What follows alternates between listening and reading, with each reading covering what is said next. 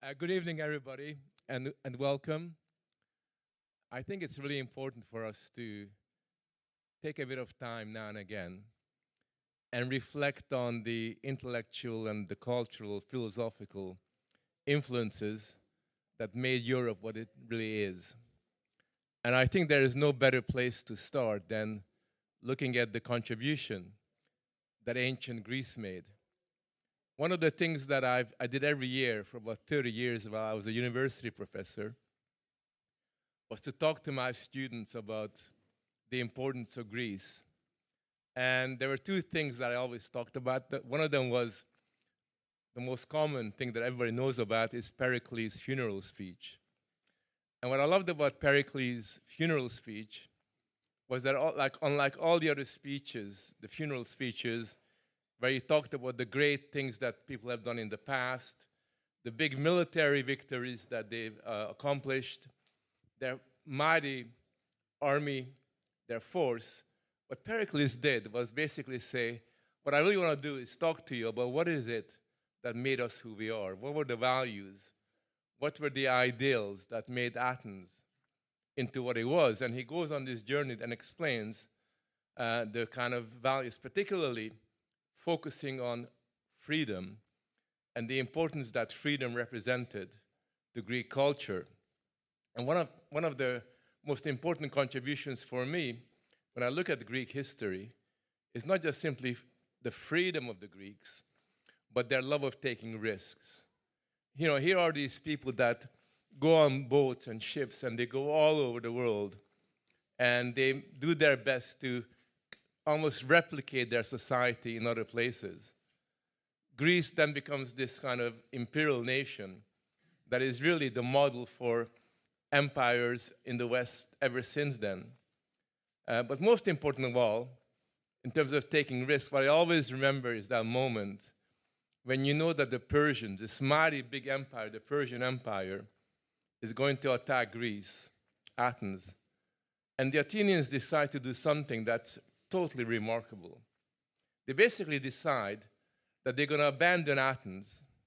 They will go on their ship and they will fight the Persians on the sea. And in this battle of Salamis, what they actually managed to do is defeat the Persians. And what's also really brilliant, what I find particularly inspiring about the Greeks, is that the people that were responsible for defeating the Persians, the most powerful empire in the area, were not these big generals, not these fancy aristocrats, but they were the ordinary sailors, the ordinary working people of Athens, who took matters into their own hands and therefore quite rightly demanded democratic rights in the way that they understood it at that time.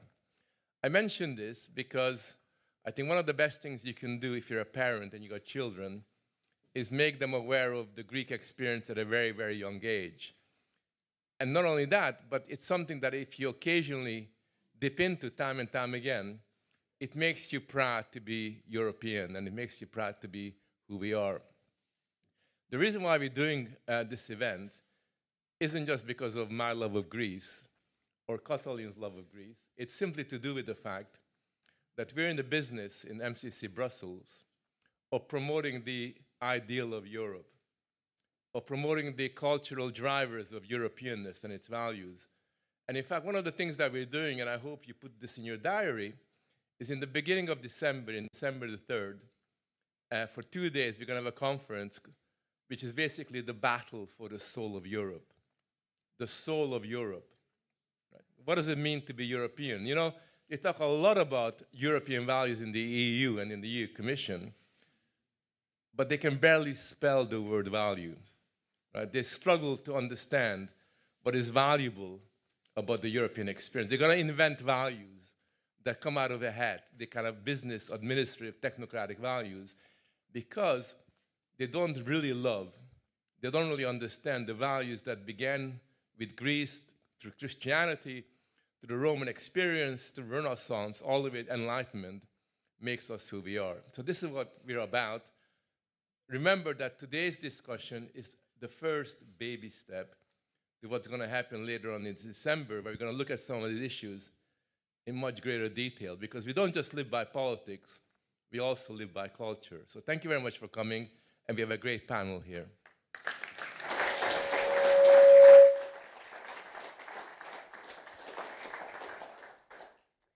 Good evening, old and new friends. Jó estét kívánok. My name is Katalin Deme. I am senior researcher at MCC Brussels, and I will be chairing this debate. For those who don't know MCC Brussels yet, MCC Brussels is a Hungarian conservative think tank.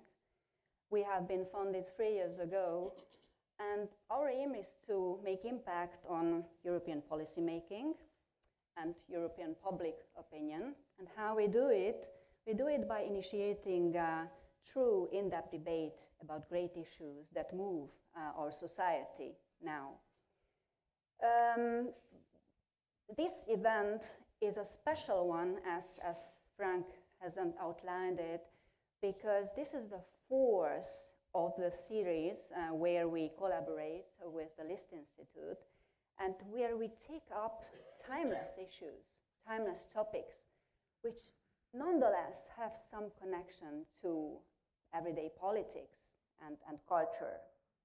The first of this event was about classical music. Maybe you remember it, how classical music is categorized as elite and excluding fringe groups and minority groups is inaccessible. Then we had an event about how the concept of beauty is being attacked and why.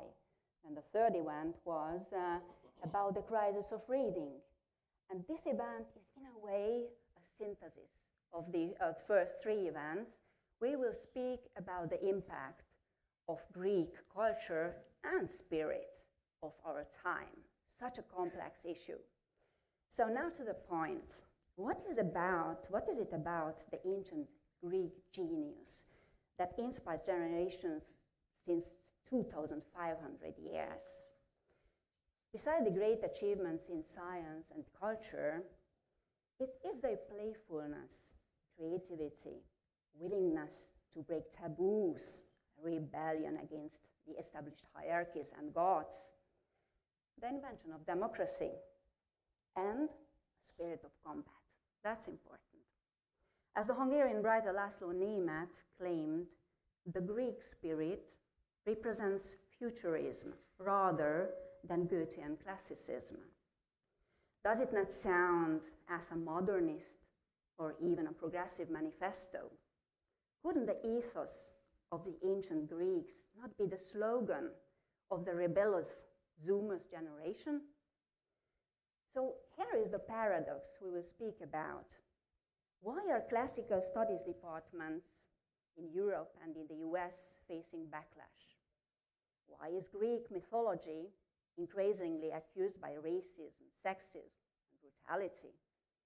Why is the rooting of Western civilization in ancient Greece considered too Eurocentric, even white supremacist? Why this animosity toward a civilization that is the origin of the greatest intellectual, scientific, and cultural achievements that surrounds us in our everyday life? What are the reasons of the West's loss of cultural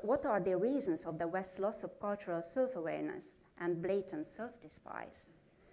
And why are today's haters of Western civilization primarily intellectuals, academics, and cultural experts? These and other questions will be discussed this evening by our 3 speakers. The rules of the debate are clear and very, very simple. Each speaker has from 7 to 10 minutes to speak, sharp. Then there will be about 10 minutes, a 10 minutes long discussion within the panel where the speakers, they can comment upon each other's ideas, and I will have then 3 questions to them. I will have this privilege. And then the most important part of this event, the floor is yours, dear public, dear audience. You can ask your questions. The only rule is that we speak with each other politely, and we don't ask long questions, and we are not making long comments, so that we have a dynamic and lively debate. So that was just for an introduction. And I will introduce now our first speaker, which is Benedict Beckeld. Benedict Beckeld is a very composite intellectual. He was born in Sweden. He studied and taught at German and French universities, lived in Italy and Namibia, yet he spent the most of his life in the US, where he feels home. He is a full-time writer and philosopher. His main areas of expertise are political philosophy, the philosophy of history, and of religion, aesthetics, and ancient Greek thought. His most recent book is Western Self-Contempt, Oikophobia, in the Decline of Civilizations. It appeared in 2022. So I am giving the word now to an American cosmopolite with roots in ancient Greece. The floor is yours. Thank you. So it's, so thank you for the nice introduction. And apropos of cosmopolitanism, I'm actually going to mention briefly how cosmopolitanism can also be a vector of bad ideas. But like so many other things, it's a double-edged sword. I want to make a couple of just brief points. The first point I want to make is that I think one of the premises of this whole evening is the concept of the West. And I'm sure I'm not the only one in this room who has heard comments, often from the left, though not exclusively from the left, to the effect that, well, the West doesn't really exist. It's really just a construct of the mind and doesn't correspond to reality. And this is, I want to make that point briefly before I move on to talk about Greece proper, which is that if this is my point, the point I want to make is that this is a rather trivial truth. So people who say this, they make the trivial claim that the West is not real in a physical sense. The West is not real in the sense that, for example, this hand is real. That's obviously true. But this kind of hyper-nominalism, nominalism again being the idea that abstract concepts don't have real separate existence, they are really just names that we give to various things. One can be a nominalist, a philosophical nominalist, as I happen to be myself, and still recognize that this is an abuse of nominalism. This is taking hypernominalism too far by saying that, well, just because it's an abstract concept that doesn't have a physical existence, therefore it has nothing to do with reality. One can still look at the world and recognize several different physical particulars and see that in the aggregate, these physical particulars shape something that we can refer to as the West. And so that's something that needs to be pointed out when people are told, as they often are, that the West is just a mental invention and doesn't have any separate reality. There is a reason why Dante models himself on Virgil and not on Confucius. There is a reason why Virgil himself models himself on Homer, for example. There is a reason why we are here now speaking about ancient Greece and not about ancient China or ancient Africa. One can, of course, speak about those things as well, but they have less of a relevance to us. And since this is the MCC, I'll mention I was in Hungary for the first time last year. This year I had the privilege of being there a second time. Even when I was in Hungary the first time, there were so many things that I recognized, art, architecture, and so on, because I am a Westerner who was still in the West. I've spent, as was mentioned in the introduction, I've spent a chunk of my life in sub-Saharan Africa. I did not recognize a lot of things there because it was not the West. That's not an attack or a critique of sub-Saharan Africa. It's just to say that it is different. It is not Western. So it's important to keep these things in mind when we are told that the West is not real, that there's no such thing as the West. It certainly is something that we can concretize and talk about. And that leads me to my second point, which is that since the West does exist in this sense, since it is something that we can talk about, it stands to reason that we should see ourselves in the Greeks. They are the origin of our Western civilization. There is, of course, also the Judeo-Christian influence that comes in sort of sideways afterwards, but it begins in Greece.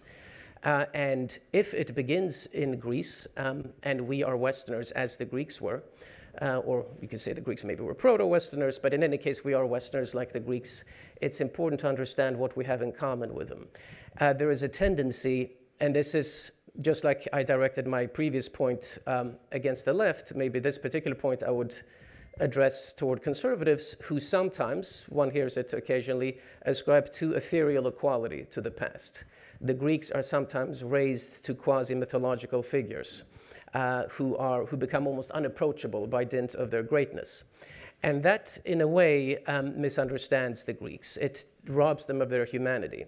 We have to understand, and this will help us understand our own problems, our own predicaments today, we have to understand that the Greeks went through so many of the same problems as we go through. So many of the signs of social decadence that conservatives often complain about today, the Greeks went through as well. You can mention oikophobia, which the book that I wrote about, that Catalin mentioned, cultural self-hatred. One can mention androgyny, moral relativism, atheism. The Greeks went through all of these things. Not always with the same details and to the same extent as today, of course, but mutatis mutandis, the Greeks went through these problems. And so by looking at what they went through, and why they went through those things, we come to understand our own predicaments. So this is especially, I'm talking about partly the generation of Socrates, but especially the generation after Socrates. One can mention several names like Antiphon the Sophist, Alcidamas, Hippias of Elis, Antisthenes, Diogenes the Cynic, etc. The list goes on. And by understanding how they were a part of a moving civilization, of their Greek civilization towards self-hatred, we understand what happens today. The idea, for example, of relativism, of moral relativism, the struggle between the debate between physis, nature, and nomos, law or convention, was very strong was very much in vogue in late 5th century and early 4th century BC Athens. Isocrates in the mid 4th century complains about no one believing in the ancient Greek gods anymore. Plato in the last book of his Nomoi, the Laws, complains that there are many atheists around. So by looking carefully at what the Greeks, not only at their great achievements, which of course are legion, but also at their problems, we really see ourselves. And this leads me to my final point, which I'll conclude with, which is that when we posit the Greeks as the origins of the West, and this goes a little bit to the speech we heard right in the beginning, we are accused of Eurocentrism. And this is another remark that I would also direct toward conservatives. One often hears conservatives be rather squeamish when we are accused of Eurocentrism, as if Eurocentrism were the same thing as racism, which it certainly is not. And they try to find excuses for it and said, well, other cultures are also really beautiful and so on, and that's fine, but we should be proud of our Eurocentrism. We should be proud of the fact that we are inheritors of the Greeks, because we not only have their problems, we have some of their triumphs and successes as well. And when we are able to embrace a positive vision of what it means to be European, I mean, I'm from the United States mainly, but I consider America a part of that. Of course, we are inheritors of the European tradition in the United States as well. When we understand what a privilege it is to be part of the European tradition, then that's how we are able to inspire people, because it's not enough to react against social decadence. It's not enough to react against cultural self-hatred. One also has to embrace something positive. And that's really what's going to make a difference, what is going to make a difference on the next generation, to embrace something positive. So when we look at the Greeks, we'll make a final point. That doesn't mean, of course, that, for example, an African can't be Afrocentric, or that a Chinese person can't be Sinocentric or what have you. That's fine. They often are. But we should be proud of the fact that we are inheritors of Greece and that we are Eurocentric. And so when we look at the Greeks, we see nobility and turpitude. We see virtue and depredation. And by looking at them, we learn to understand ourselves. Thank you.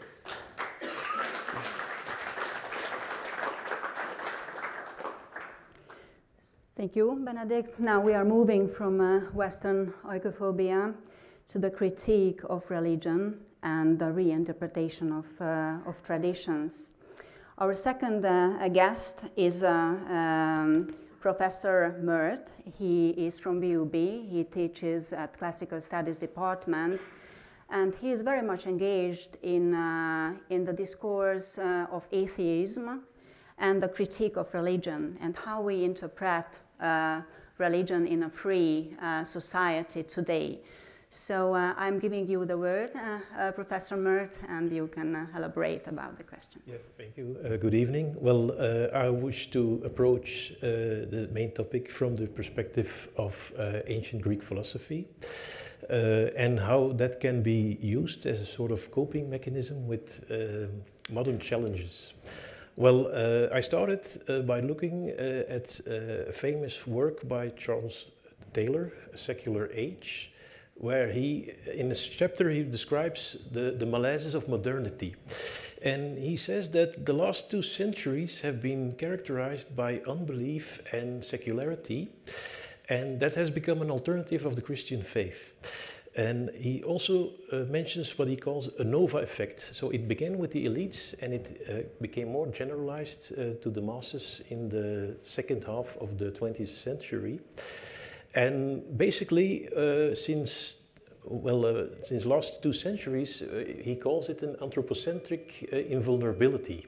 So everything is everything can be explained by means of reason and science, but at the same time, that excludes all the, let's say, the transcendental, because everything has to fit that rational paradigm or framework. So any sense of wonder or, let's say, awe is excluded, and that requires also new forms of meaning and spirituality. And the problem is that if you, from a secular point of view, it's very difficult to find meaning and spirituality. There were already early attempts during the French Revolution. You had, let's say, le culte de la raison, where you had sort of patroness who was in a sort of ritual carried around and with ideas loosely based on Diderot and Voltaire. But you also had le culte de l'être suprême, that was from Robespierre, that was more deist, so that already had a form of transcendental idea, but still it was short-lived, both those attempts, because it's very difficult to find meaning if you're disconnected from the metaphysical world. And therefore, ancient Greek philosophy can be an alternative, because it recognizes the physical world, but the metaphysical world as well. So you have room for, let's say, more transcendental, more spirituality, mysticism. It has room for that. But there are also other reasons why ancient Greek philosophy is, let's say, a tool that can be used for all sorts of modern challenges. For example, what I would say, it's a critical voice, and I would call that a signalizer, because it's able to detect, identify, and confront forms of social polarization. Well, Benedict mentioned the idea of physis and nomos in the 5th century BC. Well, what Greek philosophy also does is it looks for balance. And it's very aware of extremes, outliers that can form in society. Well, and you have late 5th century BC, you had the situation in Athens of the plague during the outbreak of the Peloponnesian War. And Thucydides reports that there is a sort of relativism, moral relativism. People, they become infected with the plague, they die, they see that it has no meaning, that it's no use to uphold all religious rituals, because good people as well as bad people die, so there's no difference between that. So it becomes a sort of moral relativism, nihilism, and then you see that that philosophy will critique that, and you see critiques that if physis becomes more dominant than nomos, then you see that certain intellectuals, Greek philosophers, will react to that. Famous is in Plato's Republic, you have the story of the Ring of Gyges. And it's a story told by Plato's brother Glaucon.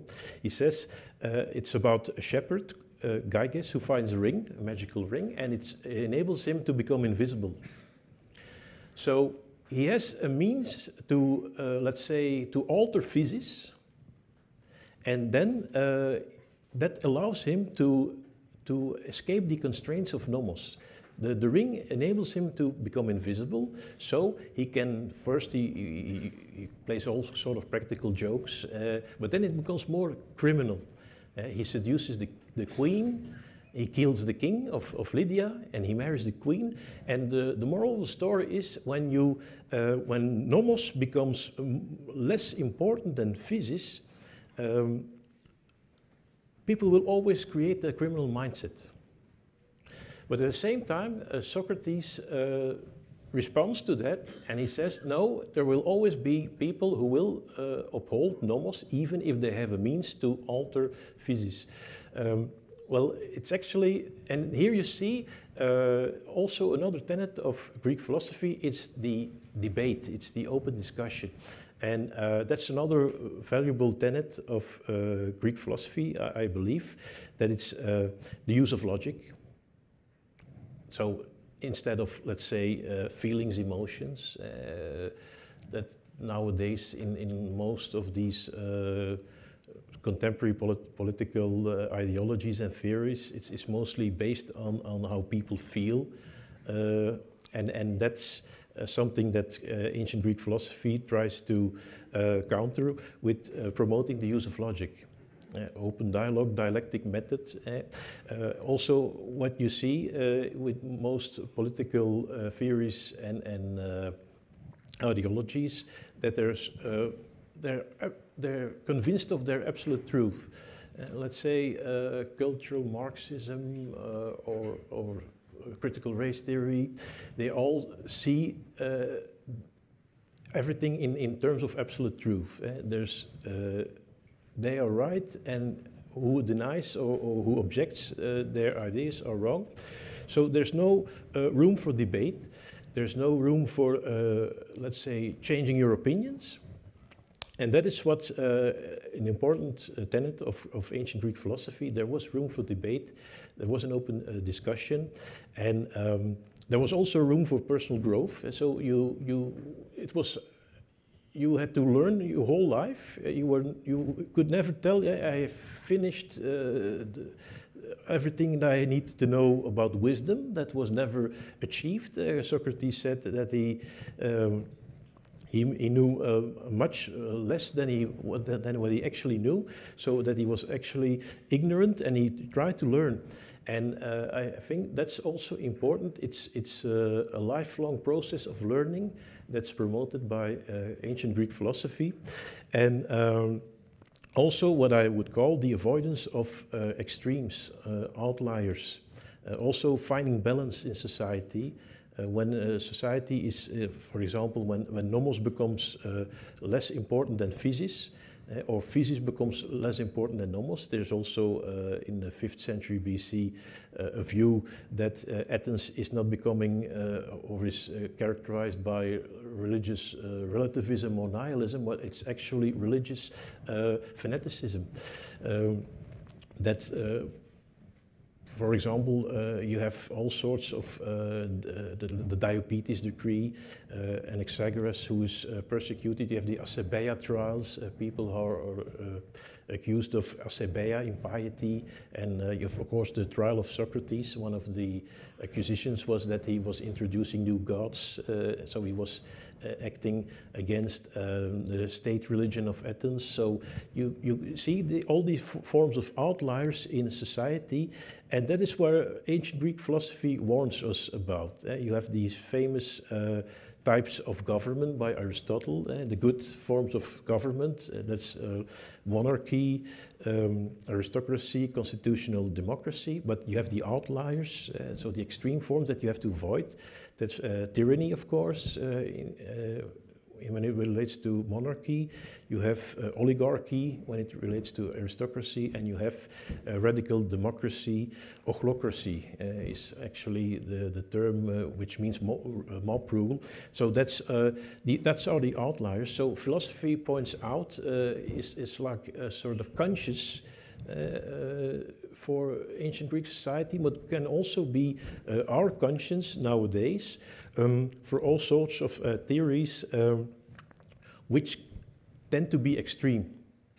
And you have this in academia. I saw a podcast recently of Victor Davis Hanson, a famous classical scholar, and he mentions that that the students, of course he speaks of the American situation, that students are not so well trained in Greek and Latin anymore.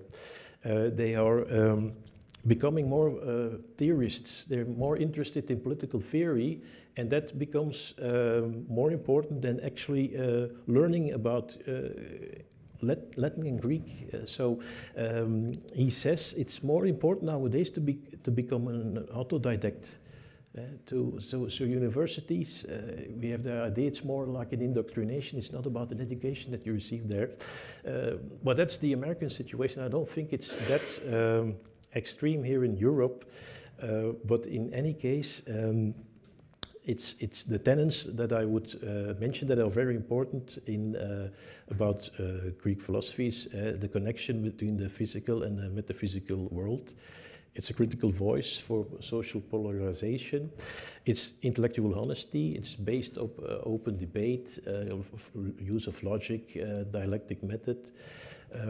There is personal growth, so you have the individual freedom to develop on your own pace throughout your lifetime. So you're not limited to universities, let's say, the aspect of the autodidact. There is the sense of finding balance in society, and there's the avoidance of extremes and outliers. Wonderful.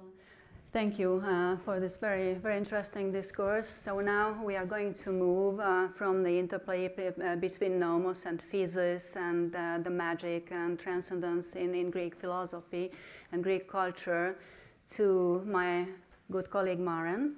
Maren, she is senior researcher fellow at MCC Brussels, Maren Thom. She has been working in academia for many years, and she unpicks very often the knotted ties between politics, culture, and cinema. She will be speaking about cinema, and co-hosts Performance Anxiety. This is a podcast that dissects contemporary performances and tells you why you are wrong about everything. Her writing has appeared in Spiked, Compact and Cafe, American, exploring how film and culture shape and misshape our political moment. So please, Maren, the floor is yours. Thank you, Katalin. Thank you very much. So what I want to put to you today is that the people who want to censor the Greeks do not do so because of what's in the Greek classic. I mean, there's lots of weird stuff in there. I mean, you've probably read some of it or heard some of it. I don't think it's the content necessarily, but it's because of how they work, especially Greek drama. It's how drama works on you as a spectator. That is the problem for them. So, because the way drama works is through trauma. Great Greek work here. So it confronts you with conflict and contradiction that changes you as a spectator. Contemporary censors do not like this. They do not like the fact that something might confront you or traumatize you or leave you with unresolved feelings. And this is also important because it's how drama still works today. Whether it's TV, film, theater, drama works now because of what the ancient Greeks did. So if you're a censor and you have a problem with contemporary drama, it makes quite good sense to go back to the Greeks. If you can nullify the Greek, you're cutting the legs from under the contemporary drama as well. So, in short, the desire to sanitize today's, culture is really an attempt to uproot the very mechanism of drama itself, to strip it of its power, to disturb, transform, and to, most of all, I think, remake the audience. So, I mean, how did the Greeks invent drama? What they did, they made storytelling, which existed all over the world, but what they did, they made it into an act of how to be a citizen. You had to, drama became a way of being a citizen. So they put on ritual on a public square, put it in costumes, put music to it, and put competitions out to it. Great innovator in the 6th century BC was a guy called Thespis. He stepped out of the chorus and started talking to the audience in character. Crazy guy. Of course, we get out the word thespian from this. And so it developed. Aeschylus added a second actor, Sophocles added a third actor, and then it went on and on. Euripides just gave them really complex things to think about and talk about, and made them also quite politically dangerous, I must say. Athenians built theaters that held thousands of people, and they paid poor citizens to go into the theater and watch the drama, because drama was not a private diversion. It was your public duty to be exposed to drama. It was civic, and it was, most importantly, it was transformative. And transformation is the key. It's so important that Aristotle gave it a name, and he called it catharsis. Aristotle said, the poet should produce the pleasure, which comes from pity and fear, and should do so by means of imitation. This imitation was called mimesis, mimic, the staging of action in front of an audience, and thus this turned drama into a machine for transformation. Aristotle said that plot, or mythos, is the soul of tragedy. And we know this. Plot is the weaving together of different events into a structure that feels inevitable, but it's also surprising. Yeah, so we have things like recognition, or the reversal, peripeteia, the plot twist. Yeah, without anything, we can't imagine anything without a plot twist. But this would jolt the audience into pity and fear. We have characters, ethos, yeah, where we have a point of identification. We have archetypal figures like Oedipus the king, Antigone the defiant, or Medea the furious mother. Excuse me.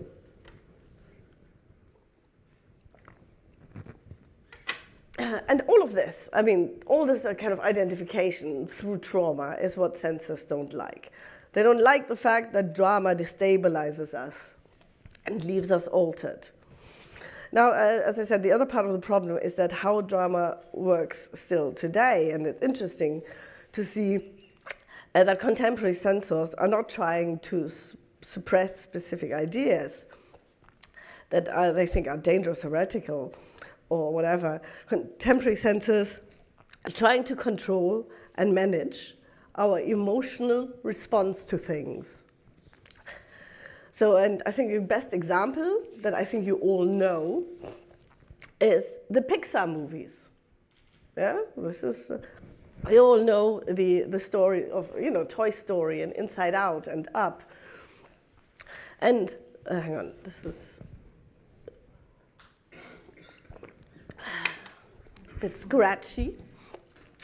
And it's not an accident, because Pixar used to be the closest thing that cinema had to the Aristotelian tragic machine, because they're writers.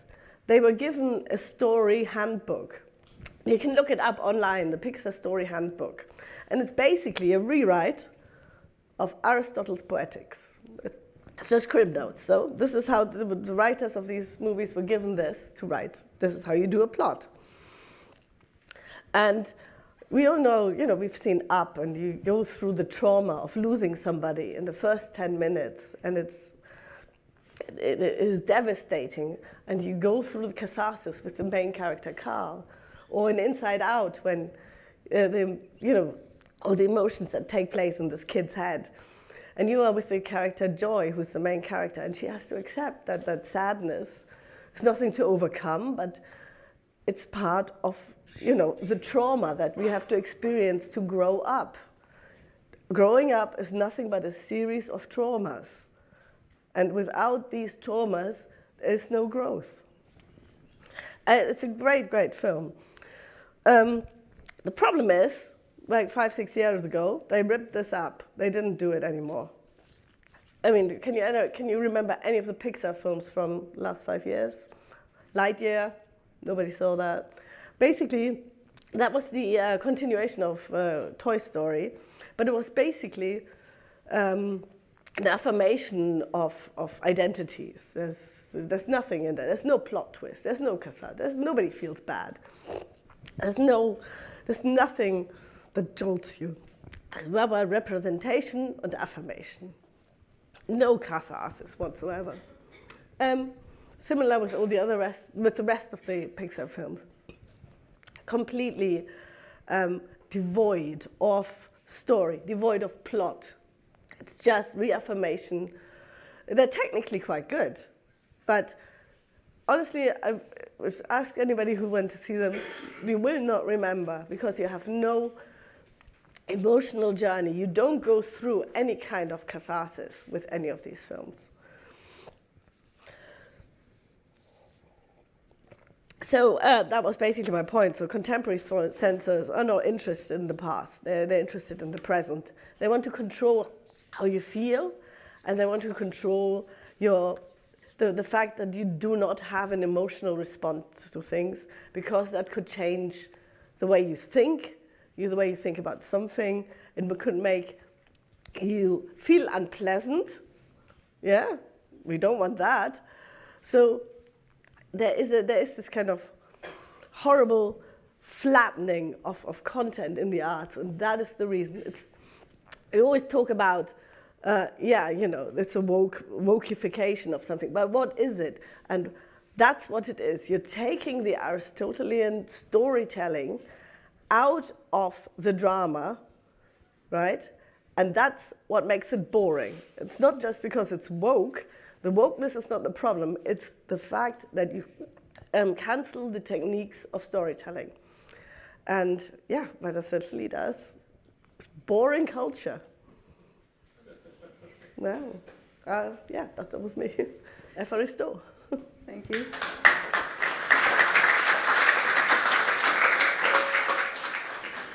Dear presenters, now we have our precious 10 minutes where we can discuss in the panel. And I would ask first Benedict whether you have some comments on Maren's and Alexander's presentations. If you have, then you have the liberty to present it. Thank you. If it's a debate format, I suppose I'm supposed to say something critical, but I find myself in agreement, no, not surprisingly, with what was said. What you said, of course, is a little closer to my remarks in terms of physis and nomos and so on. I think it's interesting. We were speaking before a little bit on the sidelines there about how atheism then disappears after this time period that we were talking about, I think this isn't. I guess it's not much of a question. I guess it's just an additional thought that I'm adding, is that I think it's interesting to see how the measure of the advancement of a civilization, quote-unquote advancement of a civilization, is what leads to these issues. And that's the paradox of some of the things that we're talking about here, how the more advanced, the more progressed a Western society becomes, and we see this among the Greeks, the more these problems that we complain about arise, which is the paradox really of social decline, is that the social decline comes from social success. And that's something that we recognize today as well, just as we see it among the Greeks. That's what I would add. But I, of course, appreciated very much your talk as well. And I like especially your point again. Am I supposed to disagree? I'm really just agreeing. Yeah, exactly. So you were saying how I love the fact, your point about how it's not so much the wokeism as the fact that they are abandoning the Aristotelian paradigm, which is a really interesting point as well that I haven't looked at it in that precise way before. So thank you for saying that. Yeah. Thank you. And Benedict, my question to you is, when we discuss Western self-hatred, we are severing our roots from our cultural and historical origins. We rightly mostly blame the left, the Vokes. But does it exist such thing as a right-wing oikophobia, Yes. conservative oikophobia? Could you describe Yeah, the there is. phenomenon? So it's not the genuine article, if you will, in the sense that the regular left wing or left wing doesn't make as much sense, that term, for the ancient world. It makes more sense to speak of conservative and progressive. But I'll use the word progressive. But the progressive oikophobia is the original oikophobia, if you will. But then, yes, and this also happens in ancient Greece, incidentally.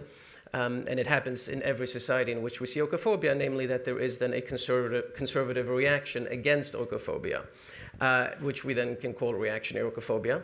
And that is what happens when conservatives see what has happened to their society, and they perceive that their society has become decadent and slothful and so on, and so they begin to hate their own society for that reason, hearkening back to a golden past, which wasn't always so golden, but that's the idea anyway.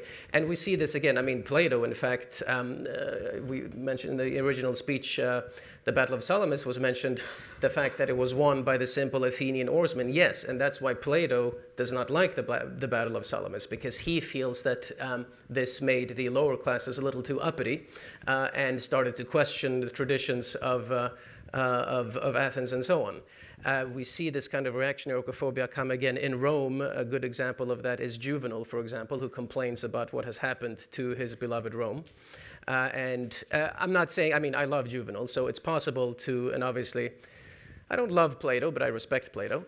But so it's possible to appreciate the work of these gentlemen and nonetheless recognize that there is a reactionary oikophobic element there. In modern times, Nietzsche would be a good example, especially in his later work, how he absolutely hates Germany because of what he perceives the German lands have become. So that does certainly happen, yes. And we see it today in the United States and in Western and Northern Europe as well. This is very interesting. I guess we will discuss this topic further in the discussion with the public. A question to you, Alexander. You're coming rightly from Belgian academia, which is really very interesting for us. So you are a messenger in a way. I would like to ask you whether you experience some tensions in your classes, some critique of ancient Greece as misogynic, as racist, as anti-feminist, and so on, or if you have some concrete experiences. And I just want to mention to you that in 2024, the University of Exeter released some new rules about how to self-censorship during teaching, where Homer's Iliad and Odyssey was called distressing for students. They got some trigger warnings, so don't read it, or if you read, or you shouldn't come to the class. And the newest development is really, really new, that two German historians from the University of Oldenburg created a funny response to this phenomenon in the university, in the classroom. And they wrote a new history of ancient Greece, where the introduction is the following. This book may contain traces of violence, sexual content, profanity, and political incorrectness of all kind, but it is guaranteed to be sugar and calorie-free. It must not fall into the hands of children or visitors to humanistic high schools. Reading this book may be disturbing. For further risk and side effects, please consult your doctor, pharmacist, whoever you want. So we really arrived at an absurdity that we should serve ancient Greek history and pack it in, in a way that nobody would feel disturbed and offended. So what do you think about this phenomenon? Well, I think that's a slippery slope, I would say, because that's the first stage, but the second stage is probably censorship, that they will say, well, we have to edit redact certain passages from classics because they may seem harmful or distressful for some readers. So I don't think that, well, the explanation that they give is, yeah, because some students have traumatic experiences so that they can relive them through reading. But that's not the task of academics. We cannot, well, name me one human culture in history that was utopian and that was all without wars or bloodshed. That's impossible. I don't think that those trigger warnings will.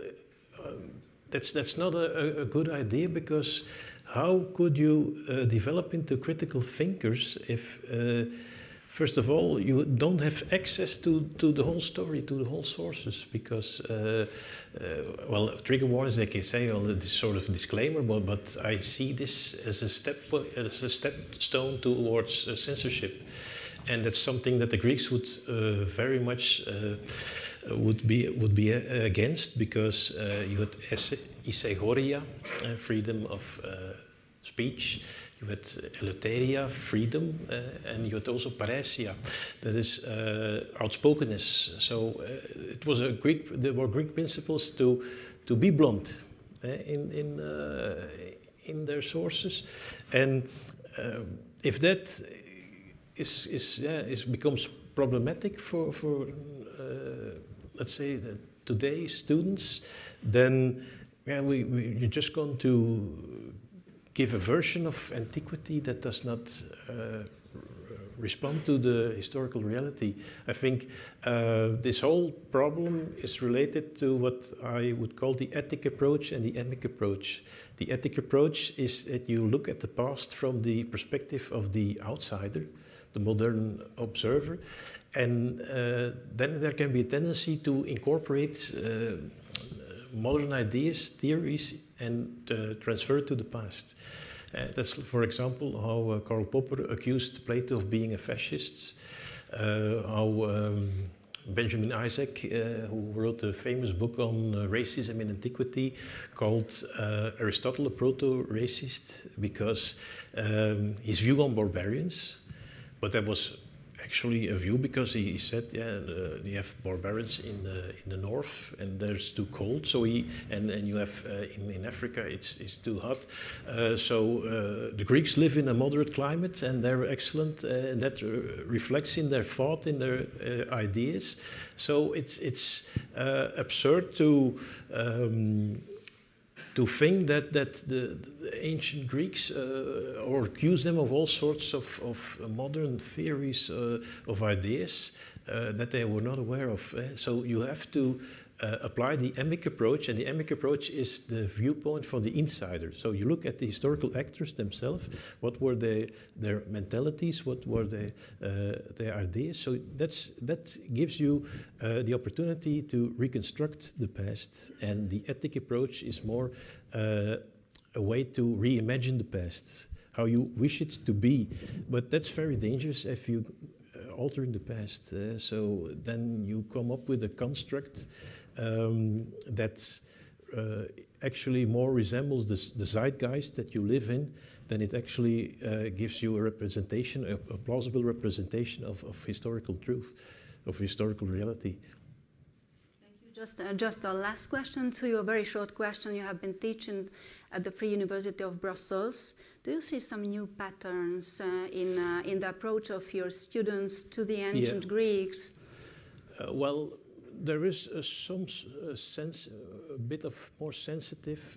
If you use certain terms, it's a coincidence. But this week I was explaining how we were going to conduct a seminar this year, and I was speaking. I don't know how it came up, but the Severi, the Roman emperors who were of Berber origin. And there was a student, and he opposed. He said, "That's not a right term, Berber. That's an offensive term. You have to use." And he mentioned an Arabic, so a bit like Eskimo, Inuit. You could compare. So I was not aware of that. We say, "Yeah, Berber. That refers to barbarian." and that's inappropriate. So you have these sensitive ideas, but it's more sporadic, I must say. But what you also see is that students are interested in when they have to do a thesis, that they like doing research like racism in antiquity, what were the ideas, how were the views on race in antiquity. There's also a lot of interest for marginalized groups, let's say do topics about slaves, freedmen, so all, let's say, the groups who have traditionally been viewed as having very little forms of agency, and the idea that the sources, the ancient sources are elitist, they are composed by the elite, so they do not mention all those social inferior groups that they in their writings. So the students are, well, that's, I think, a new tendency, that they are interested in those marginalized groups, prostitution, slaves, say freedmen, xenoi, the peregrini, the foreigners, how they were integrated into Roman society or Greek society, the metics, so all those groups in Athens who had very few means of participation in political institutions, and etc. Thank you. And Maren, my humble question to you is, you just presented that the film and the arts and drama should be transformative, should bring catharsis. But how do you dissect propaganda in film and the transformative part of it? Where is the line, the divisive line between being transformative and starting with propaganda? Well, there is no line. You know, drama is powerful, and the people who recognized this were, of course, the ideologues first of all. You know, look at from Goering to you know the trains that went through Russia and propagated the Russian Revolution. They knew how powerful cinema was. They knew how powerful storytelling was. They knew how this worked, and that's the power, and the Greeks knew it. This is why you had to go and be part of your being a citizen, was to be able to watch this and be able to bear this. You can go through trauma and survive.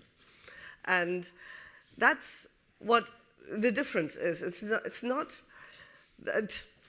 So the problem is with people who say you cannot cope with trauma. Yeah, that's where the kind of censorship sets in. The people who say, yeah, this is all very good, but make it nice. This is we cannot make things nice. Things are traumatic, and the great thing about drama and art is you can go through trauma without having to do it for real. Yeah, you can watch a horror movie and be running for your life, but you're going to be safe in your seat. You can watch a film when you're little. Everybody watched things like Taka the Otter, or you go through trauma of loss and you cry, but you don't really have to lose somebody. So you can go. These things are there for you to experience trauma and how you grow from it. So it's a safe way of growing up and becoming a new person. And that's what the Greeks realized. Thank you.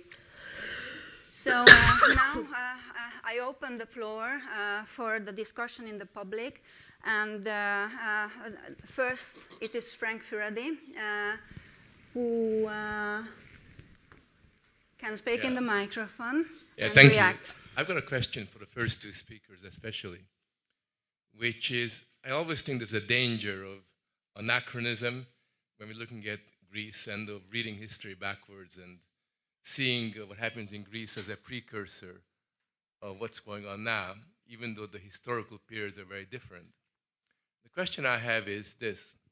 I mean, I don't know nearly as much as you guys, But as far as I understand it, in ancient Greek, there is no word for religion. Right? And I think there's a very good reason why there's no word for religion, because for the Greeks, religion had no meaning like it does today or in modern times. It was something that was all encompassing, and they had gods, but they didn't have any religion, because what we call, or I call, religious was a series of rituals and worship and cultural accomplishments which were integrated into the community. So I think it's quite important that we don't, sort of just jump backwards and extract from Greece something that may have been very different. And similarly, again, you probably know this better than I do, the word for atheism in ancient Greek has a different meaning than atheism means today, because it basically meant piety. And Socrates himself, when he was charged with this, was charged for being impious, for not, in a sense, recognizing the customs and appreciating the customs of Greece. So the question I have is basically on this specific point, but to what extent is it legitimate to take the experience of Greece and then just simply read into it our own problems? Because then it may well be the case that we reinvent a past that is very much due to our own imagination rather than what really happened. So it's a good question. So it depends a little bit about what part of Greece we're talking about. So asabeia, the lack of piety or impiety. But the word atheos actually does appear a bit later, someone who is without God.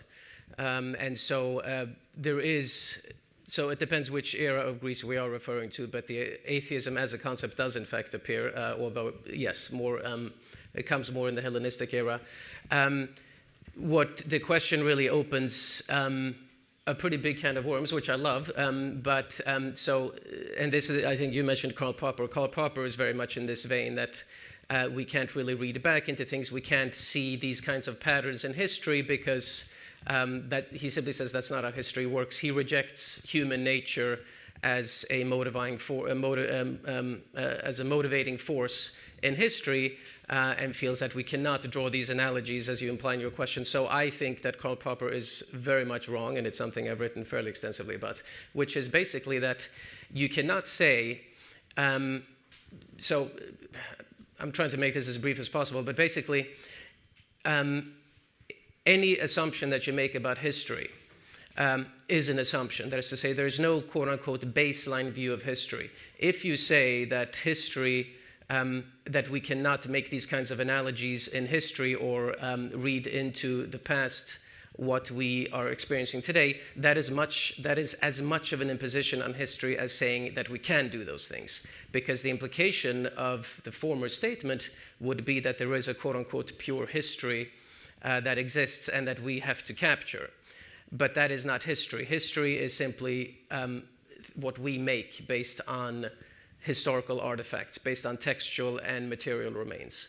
And so anything we say about quote-unquote history is already an imposition.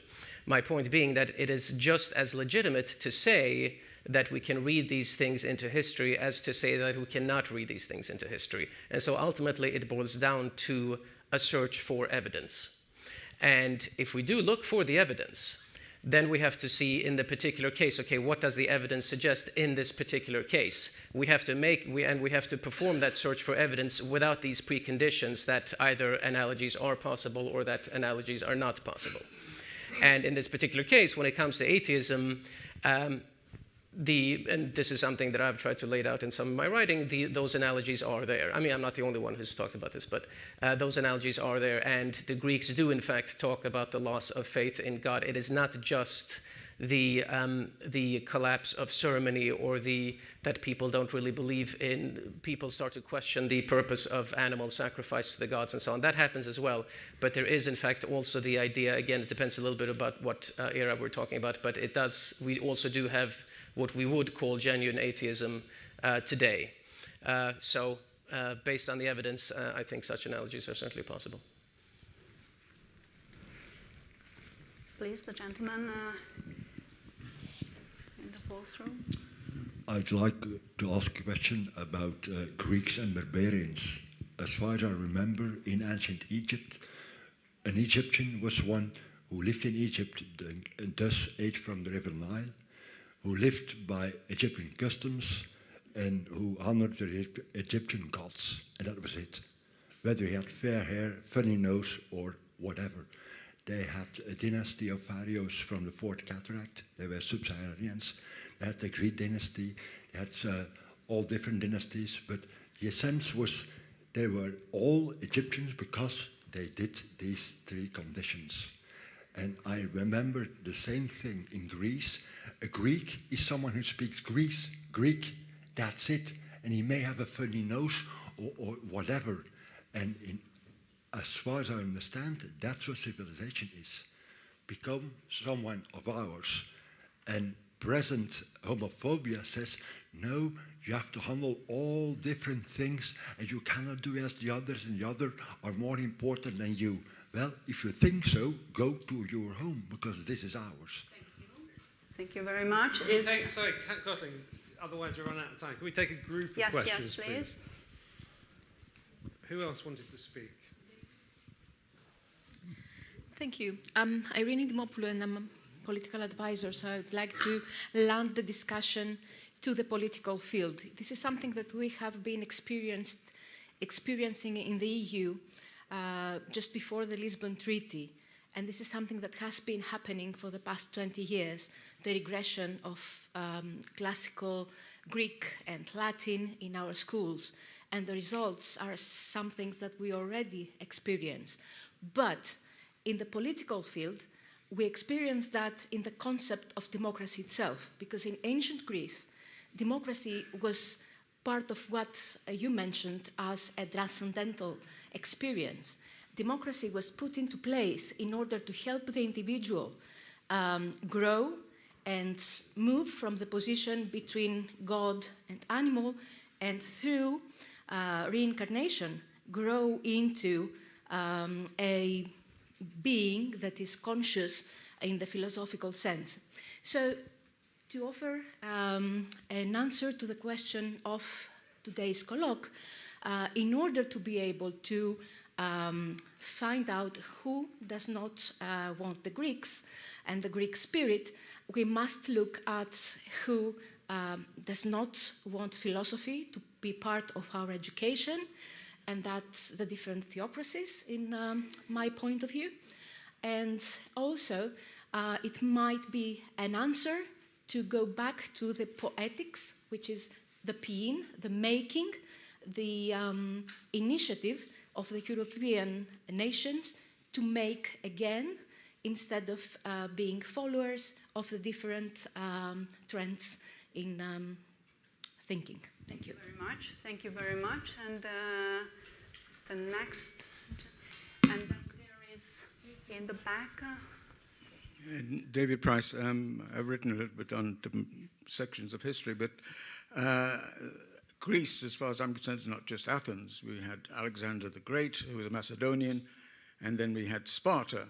And Sparta is also interesting for me because the historians of the early centuries linked it with the Israelite tribes and said there was actually a relationship. And when I was doing some research, it's quite clear from the writers of the first century that the Israelites were actually very, very populous. They weren't just the Jews, but there was the Israelite tribes, which went from Mesopotamia all the way to France in the area. So I would take odds with the phrase the Judeo-Christian civilization was sidelined part of the Greek civilization. That's not true, because Josephus wrote in Greek, Philo of Alexandria wrote in Greece, and they both said the most populous nation on earth was the Israelites. This is in the first century. So the Israelite civilization went from the end of the second century, the first millennium, and put the values of modern Europe very strongly, much more than the dysfunctional gods who had the most horrendous histories. And I would just like to say on the last section, which is the subject of your book about self-hate, the Christian philosophy has a phrase which is, you should love your neighbors yourself, which means you should love yourself and know what loving yourself is before you deal with anything else. And we, as a Western civilization, should be able to love ourselves a little bit more. Thank you. May I comment briefly there? Yes, please. Thank you. Yes, so I don't actually think there's any contradiction between what you said and my previous remarks. So first of all, I mean, your last point, as Rav Hillel also says, if you don't care about yourself, who will? So I entirely agree. When it comes to your first point, the individuals to whom you refer, they are all in the Hellenistic period. They're much later. What I'm talking about when I was talking about Greece as the origin is many hundred years before that, really referring to late archaic and then especially, of course, the heyday of the classical era, many hundred years before Josephus and so on. So I don't think there is any contradiction between your point and mine. Yes, please. Tony, in the first row. Thank you for this very interesting panel again. Thank you for bringing this together. My question is the following. I'm coming from the military, so we have all this Greek stuff already known. And now we see drones, and the point that I'm going to make is the following. As now we have no knowledge about how we should shoot them down. If I'm afraid from the Greeks, that means you don't know the Greeks. So my question is, as it was questioned, answered around me already, what are we going to do about it? Because we can talk about it here in a small group, but in Europe, obviously, it's no longer part of our identity. It's no longer part of, as you said, when I'm in Europe, I walk around, I see around and do this. So how can we make that impact to get that back so that we understand that we are going backwards in our society, backwards in our culture, backwards in our identity, and how can we make that the Greeks are loved again so that we can learn something from the past? Thank you very much. And now there are two questions in the back also. The microphone is going there, and then we have collected the questions, and you can try to answer on some of them. Oh, was I supposed to wait? I'm sorry. Nice. So it was that many of the problems which ancient Greeks were facing were similar to some problems which we still face today. So my question is, what was the attitude toward and discussion going around in ancient Greek society surrounding the concept of free speech?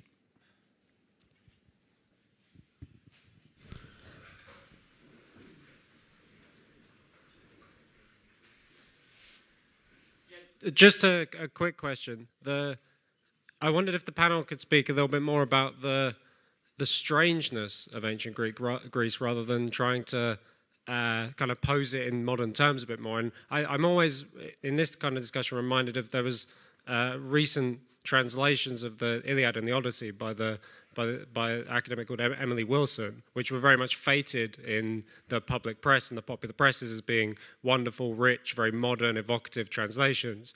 And she opens the Odyssey with "Sing to me about a complicated man."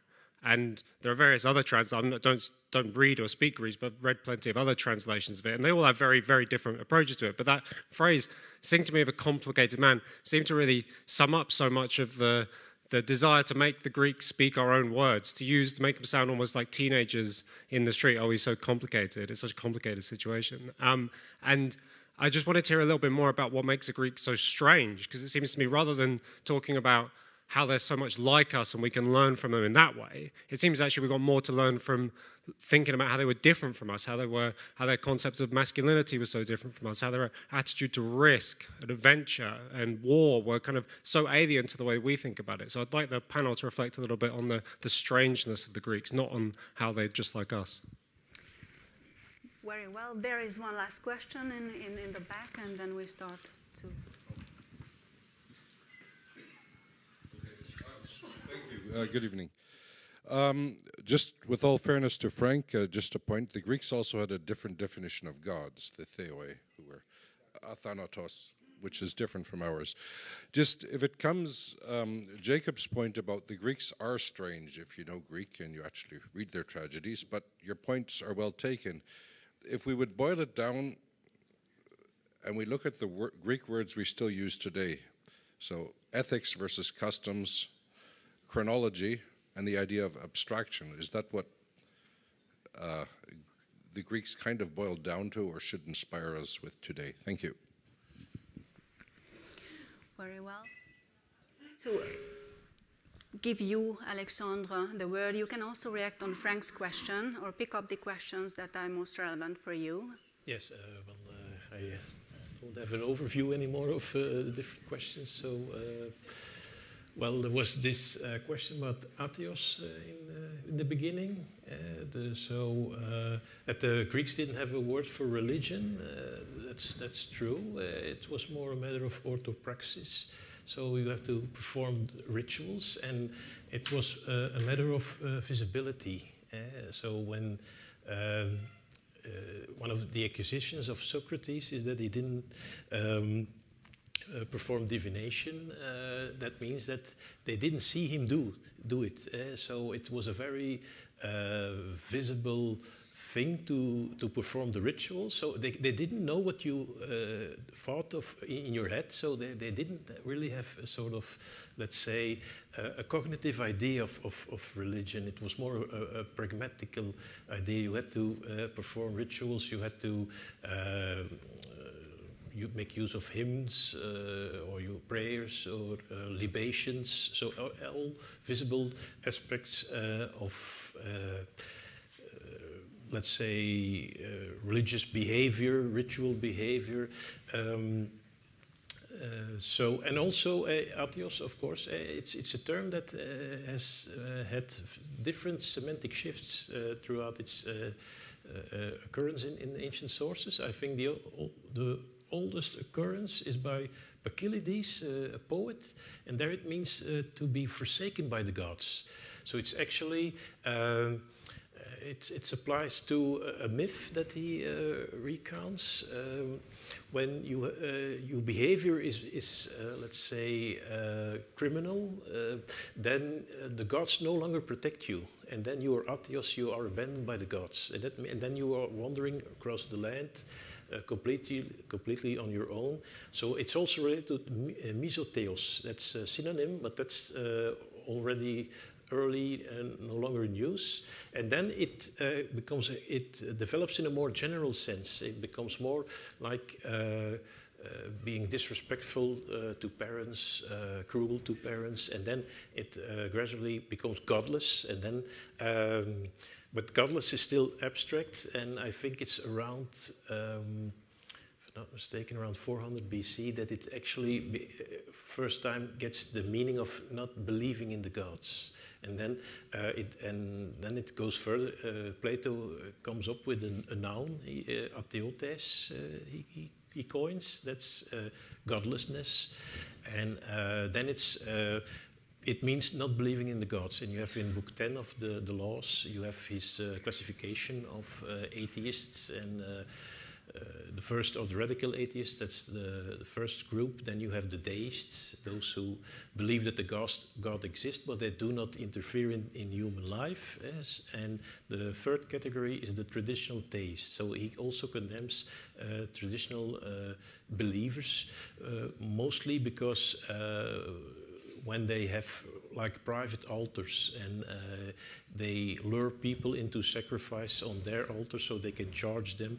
And that's something that, because Plato has a vision of religion has to be public, as a public character, it has to be taken away from the private sphere, because then you get all these forms of excesses and forms of corrupt behavior, that people take advantage of the gods, and they think that the god, as he says, it's literally, they believe that the gods can be bribed by prayers, so that the gods are foolish, that they fall for your false insincere form of piety. So it's a very complicated evolution of atheos by Plutarch. When you come in the treatise on superstition by Plutarch, that's around 100 AD, then it's not believing in divine providence. Then it has a more specific. So you see, it's shifting, and it's like Benedict said, it really depends on the period, the time frame where you must place atheos to have a correct interpretation of the term. So. Maren, what would you say on Jacob's question about this complex, strange Greek character? How can the Netflix series reflect upon it or revive them, bring them to life? As a cruel, heroic, loyal, and so on, very composite, very human. Yeah, so, you know, as we established, the Greeks were very strange, weren't they? They, you know, slaves everywhere, and, you know, things that we just can't fathom today. You know, weird stuff happening left, right, and center, weird language. But that's, but we're not scholars. Well, I'm not, in terms of Greek. But so what we actually want is to understand, we want to be as human as them. And so the point of Greece is that they developed a kind of grammar that still works for us today in terms of culture, politics, ideas, thinking about philosophy, just thinking generally, critical thinking. So this is what we, you know, recognize. So I don't know if we want to make a drama about the Greeks, anything what we do interpretive-wise is never about the Greeks or the past. It's about us now.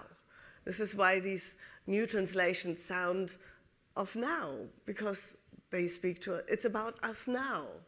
They're deliberately written this way. They're not written in a way that it's for the Greeks who died 2,000 years ago. You know, it's for us. And any kind of nice depiction of the Greeks. Maybe Kirk Douglas in the 60s was a film about the 60s. You know, Stanley Kubrick made a film about the Vietnam War. Yeah, so this is what Spartacus is really about. Contemporary films about the Greeks, I don't know, in the 90s we had the lovely Troy thing, which was just all about kind of big cinema. Now we have got all these kind of woke interpretations of, you know, showing us Greek history, because that's the times we live in. So every depiction of the past, every interpretation of the past is not about the past, it's about us now. Benedict and Alexander, you are a philosopher, but now try to come out from your comfort zone. What do you think about the Netflix series? Can they bring youth and society closer to the Greek genius or the phenomenon? Can they bring up this complexity? Do we need the complexity? Is it good we have these great series about Alexander the Great and Spartacus? And that would be one question. And how would you compare them, Alexandra, for example, with the filmatizations of the 1960s, the black-white films about the same era? Were they better? Was there more catharsis, the potential for catharsis in these filmatizations? So just shoot on Maren. Okay, so I think there is a film version of Quo Vadis. It's not in 1912. Well, it's a very early version. I think 1912, Quo Vadis. It's more sort of, let's say, mass scenes that you have. So I think that they take the topic of Quo Vadis, so the Christian theme, and also the Christians who are being persecuted and who are condemned to the Colosseum. But it's more, I think that movie is more about the technical capabilities of the time that they could, it's, as I'm not mistaken, the first film with mass scenes with a lot of figurants, and I think that was a way to make a spectacle, to make. And then you have, like in the 50s, you have Ben-Hur, and you have also the 50s version of Quo Vadis. It's also with a lot of landscapes that or that they have reenacted all these buildings. I think that it's more a sense of what the and Technicolor, in Technicolor, of course, the display of the technical possibilities of that time. Not so, and they used antiquity as a way to, because Rome had the large plains, let's say the arenas. That's very interesting. Thank you. Just a very short comment on this, Benedict. Yeah, it's about as far removed from my field of expertise as is possible to be Netflix and movies and such. I haven't watched a lot of them. I think it's possible to do well. It's just that the couple of times I've seen these things, I mean, I think Troy, for example, was a crime against humanity, I would say. There are films where you can say that maybe, okay, you could at least tell that they made an effort to make it a little bit like, to reflect something of the time. I think there were elements, now of course talking about Rome, but I think there were elements in the movie Gladiator where you could tell, okay, they actually tried to capture a little bit of something of what it was in those days. I think also of, I didn't watch the whole thing, but the first couple of episodes of the HBO series Rome, obviously they had to have a penis and a naked pair of breasts in every scene, so that was unfortunate. But at least in terms of trying to capture the mentality of those times, you could tell there was a little bit of an effort of kind of showing it, of the rawness of how it was and kind of putting it outside of the Christian moral world in which we live today. So I think it's possible to do it. I just don't think that it has been done very well very often, but can't really comment more than that. I will collect the last question from the public. Please. We don't have time, so we will speak about it. I have an announcement. Thank you for this very interesting discussion and also the questions. We have MCC Brussels on October 23rd, an important event. We will remember the Hungarian Revolution of 1956. And you are all invited. Please click on our website. You will get all informations. You are all invited. Zsófi, of course, and the List Institute are VIP guests on our event. And now, I don't know whether we have the answer on the initial question, who is afraid of the ancient Greece, but now we will have an opportunity to continue the discussion. We have good Hungarian wine, good Hungarian food, and please participate. Thank you.